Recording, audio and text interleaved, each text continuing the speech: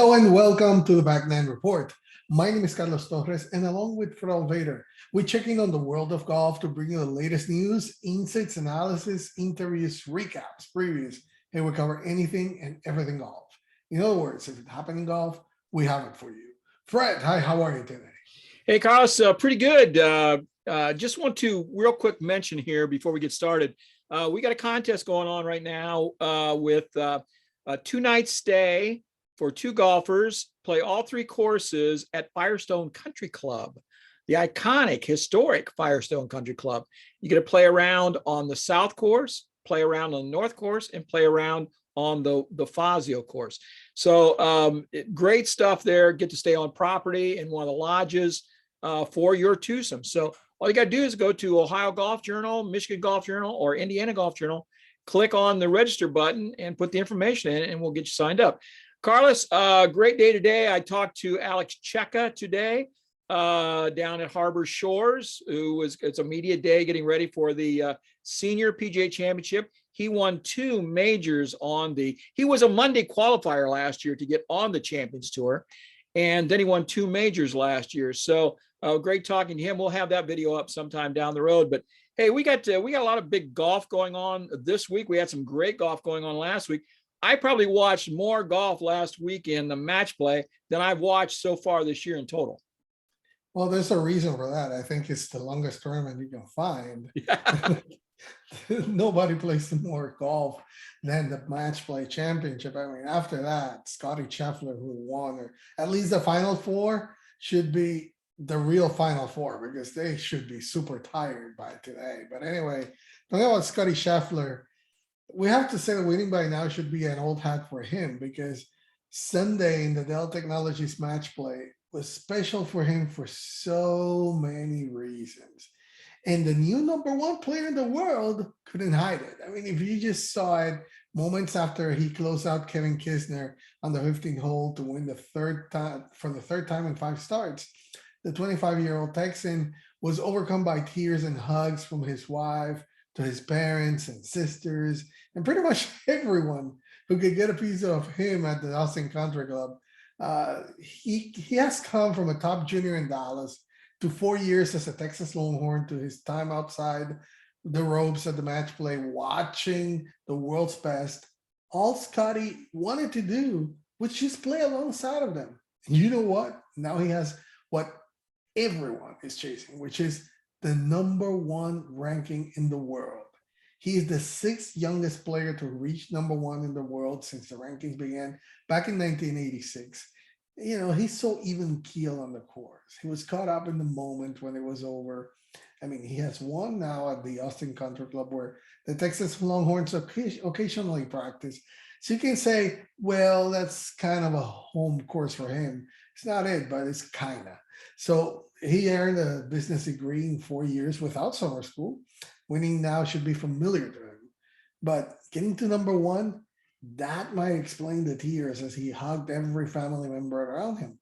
He joined Kevin Kisner, his the partner that he played against, as the only players to win the match play the year after losing in the championship match.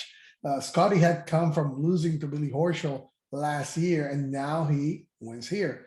But you might ask him, but wait, he's #1? How did he get to #1? Technically on the course, of course, through his golf, and of course an absurd run of golf. At the start of last month, he won the Waste Management Phoenix Open, his first PGA Tour win, and we're talking about 6 weeks ago. He then won again 2 starts later at the Arnold Palmer Invitational, and then again he won yesterday.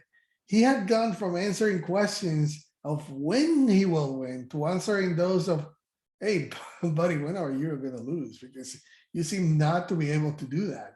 Of course, this was always a plan, Fred, for him, but Scottie Scheffler has done it in match play. He has done it in tough courses.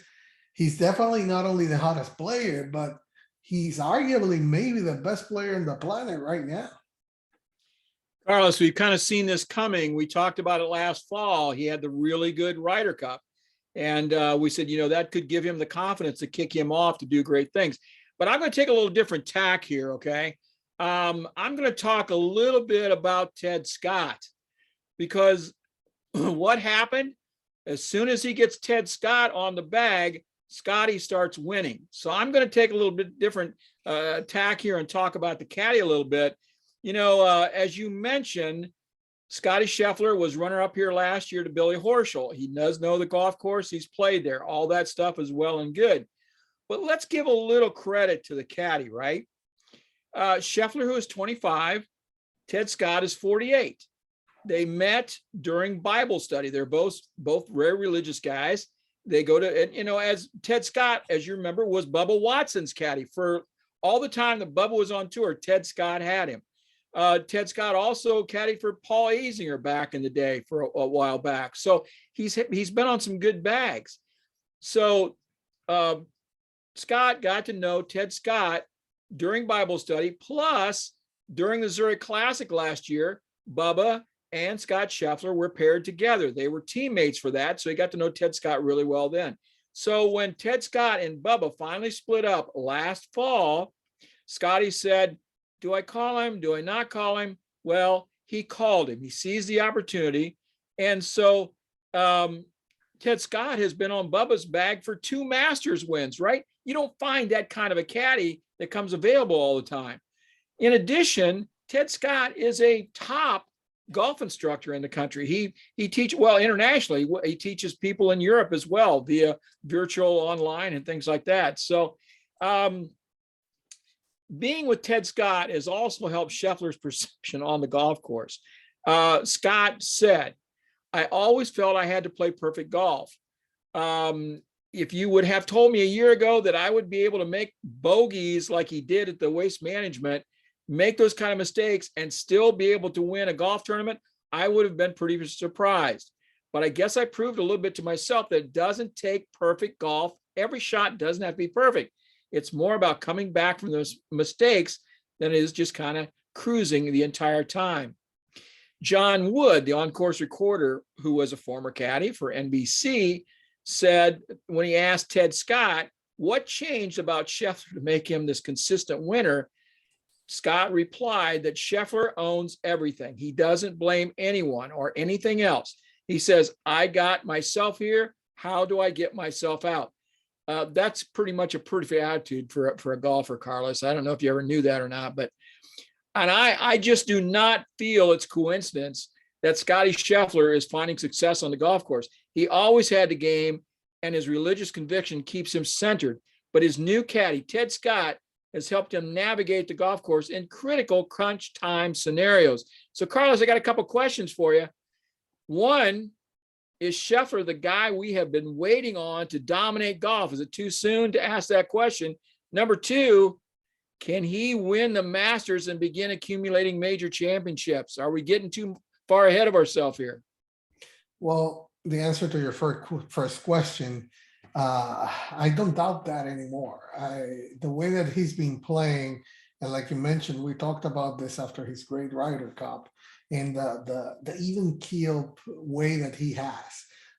He's definitely won in a very difficult environment at the Waste Management. He won on a tough course there at Arnold Palmer, and now he won in match play situation. So his confidence in 6 weeks, he has to reach number one.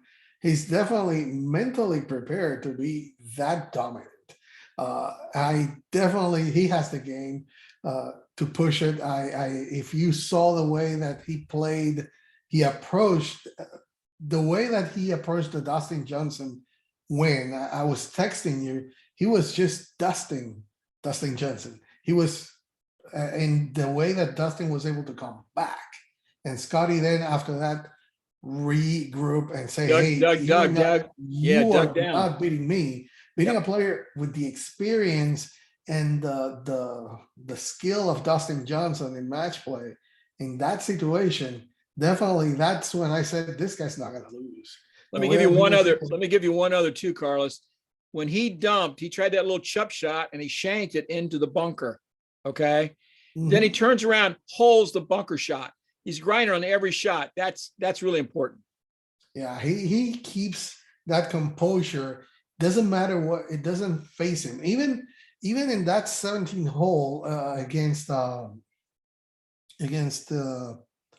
No, I'm confusing. But anyway, the way that he was able to, pull that off, like you're saying, from that bunker shot, it shows you really the maturity that Scotty has come up with, and really writing that high confidence, which makes you think, okay, now he's going to go to a major. Can he do it? Which is your next question. Uh, I don't doubt it either. I think that we have a Scottie Scheffler as a number one for time to come. He has the game, he has the mentality, which is definitely the big thing for a golfer to have. And you add that to the skills that he has. Hey, man, I truly think that we have Scottie Scheffler on the top of the leaderboards for a long time to come. One more thing, Ted Scott said that Scheffler is always, he comes to the golf course every day trying to get better. It's not what we did last week. He always just tries to get better every day. So my only concern here for Scottie Scheffler at this point is he got to number one awful fast. Like you say, this happened in 6 weeks. He's been building all year last year and been building up to it. But to get here as quick as he did, it really happened quickly. Is it too much too soon? And will it affect him going forward in his play? Will he start putting more pressure on himself? And that becomes an adverse effect for him. So that's my only question, Carlos. That's my only concern, I should say.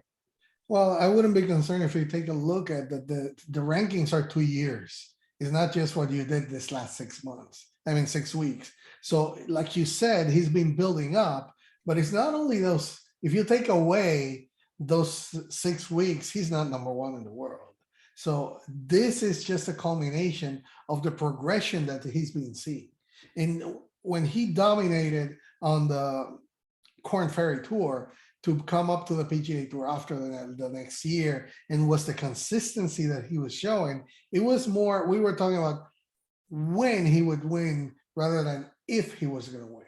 Well, now finally he was able to play a great Ryder Cup, and we said, hey, maybe that's going to be the confidence that he needs. And he's been starting to steadily progress. So he peaked too soon. Now this is a 2-year build that he's really been doing. If you count what he was doing in the Corn Ferry Tour, that first year as a rookie at the PGA Tour, and now he's at number one. All he needs is now a major confidence boost. If he's able to maybe not win, but a close call at the Masters, top five, it's going to be again a if, and not. It's not going to be an if. It's going to be a win. He's going to win his first major. Yep, I agree. I just hope this movement doesn't get too big for him. The media pressure, all the attention he's going to be getting, I hope it doesn't become too big for him. My only concern. I think you saw his emotions. When he started, being emotional there and all that, it shows really what it means to him.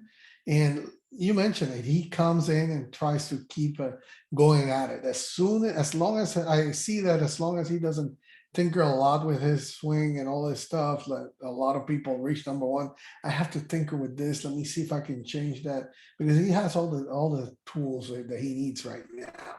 And I don't see why he should change it.